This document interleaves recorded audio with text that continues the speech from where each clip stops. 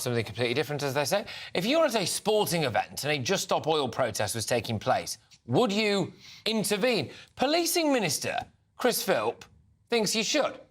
Asked if he would be tempted to do a, quote, Johnny Bairstow and carry a demonstrator off the pitch, Mr Philp responded saying, it's reasonable for people to try and protect the events that they are watching.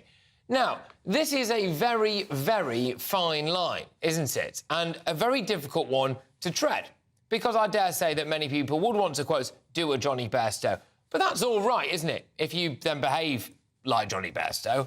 But it is that fine line, isn't it, between vigilante justice, someone going too far, and someone getting hurt. There is, of course, that question about Just Stop Oil putting themselves in that position, which is why we're going to have a discussion about it now. Joining me now is Just Stop Oil spokesperson Chloe Naldrett, and thank you very much, Chloe. Great to have you on the show, much appreciated.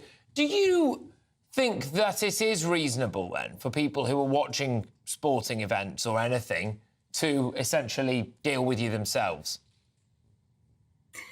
Well, hi, thank you so much for having me on, Patrick, and for giving space to this discussion. I think what's interesting about what Chris Philp has said is that essentially he's saying it's reasonable for people to take action to protect the things that they love, which of course is all that we are doing as Just Stop Oil.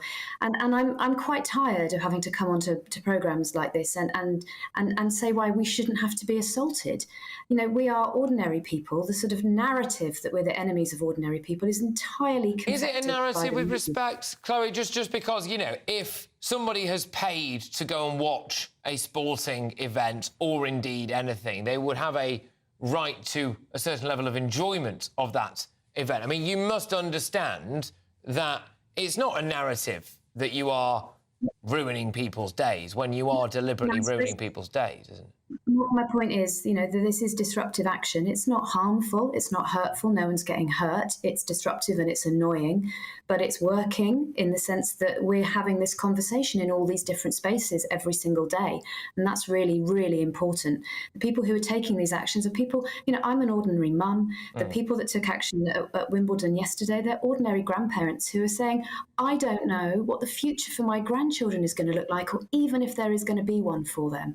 We had the two hottest days, not just of the year, but the hottest days ever recorded this week. They've broken the temperature records twice. That's global annual temperatures all around the world. They've never been higher in the history of humankind on this planet.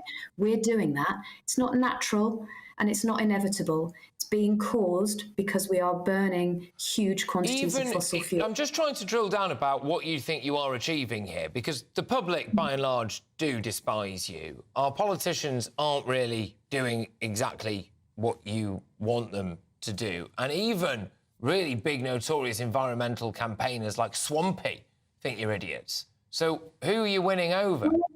Let's just unpack that, Patrick. So first of all, you know, the idea that we're despised. Well, I mean, you keep saying that on this programme, so that feels to your audience, I imagine, like a legitimate view for them to hold. But that's not the experience that's not the whole experience that we're having on the streets. I mean, I am just. Well, can I just push back? No, can I just push back on that? Because I mean, in the last 2 or 3, 4, 5 maybe days, right, the last week or so, you've been doused in milk by ordinary passers-by. Someone who was living in a council flat poured a load of water over you. People have been swearing at you in cars. A bloke who looked like he'd had a few drinks on a stag do nick one of your signs. And then if you go back a bit further, I don't think you've got many fans at the snooker, the cricket, the rugby, the Chelsea Flower Show or the opera. So, with respect, you are not popular. But we're not trying to be popular. That's not the point of this campaign. And of course, what you're sharing, what you're talking about, is those moments where we do experience confrontation when we're out on the streets taking action. But it's not the whole story, because there are also people who stop and who applaud and who say thank you so much for what you're doing. I'm so worried and I don't know what to do, and I'm glad you're here. So it would be helpful if we were telling that story as well. Yeah. In respect of politicians, the no new oil demand, which is absolutely essential. That's being demanded by the United Nations, by the World Health Organization, by the British Medical Association, by the International Energy Agency. Yeah, and by a lot of Middle Eastern despots as well, whose eyes and ears prick up, don't they? when they say there was no new oil and gas, because we would have to import a lot of that from countries where hang on. Let me finish what I'm saying before we get sidetracked. You don't agree with their values, but demand, which is coming from the UN and other bodies, which is about that if we want to have a habitable planet, we've got to stop burning fossil fuels. That has been adopted by every major political party in this country, other than the Tories. So, Chloe, if you glued yourself to the road in front of my car and next to me was my partner who was having a heart attack, right, and I ripped you off that road and moved you, would it be me who was out of order? Well, firstly, Patrick, gluing ourselves to things is not the way that it's not the tactic that we're using at the moment.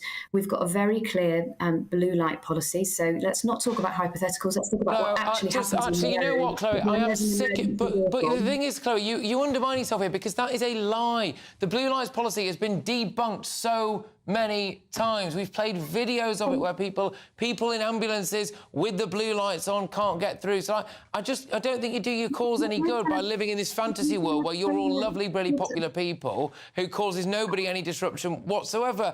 And the blue light policy is a load of rubbish. We've seen it happen. People, if you cause a traffic jam in the middle of a city, there is always the chance that somebody, in the case of an emergency, is not going to be able to get to that emergency. So sure. There is in London, a city of 60,000 roads, and we're holding up maybe 5.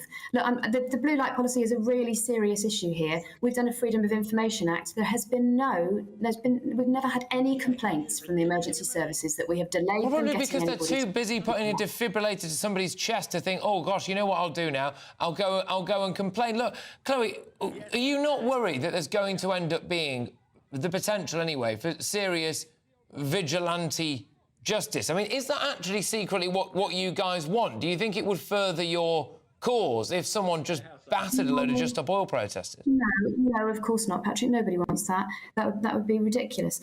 Look, the climate crisis is the biggest threat to law and order that humanity's ever faced. What do you think people are going to do when there isn't enough food to go round? What do you think people are going to do when there's not enough water? What do you think they're going to do when the air is toxic to breathe? That's already the case in many of our cities. We've already got our children breathing toxic air. What are we going to be doing when our homes are going up in wildfires, like 60 families lost their homes last summer? You know, what is going to happen when there's just simply not the conditions that we need to live available to all the people in this country anymore? We're going to have civil chaos.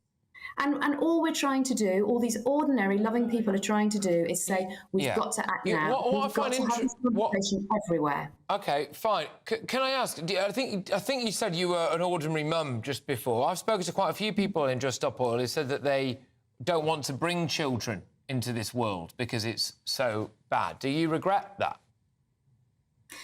I have huge compassion for anybody who feels that way, that they don't think it's right or responsible to have children when the future is so uncertain. Do you regret bringing children into the world? I mean, I don't regret having my 2 children. They're the light and joy of my life. But I do understand that it's my responsibility as their parent to fight for their future, in the same way that, you know, I'm responsible in respect of them doing their homework and eating properly. I have to be responsible for their future as well. What do you do for a living? And at the moment, their future is so uncertain that is genuinely frightening to me as a parent. Frightening. What do you do for a living, out of interest?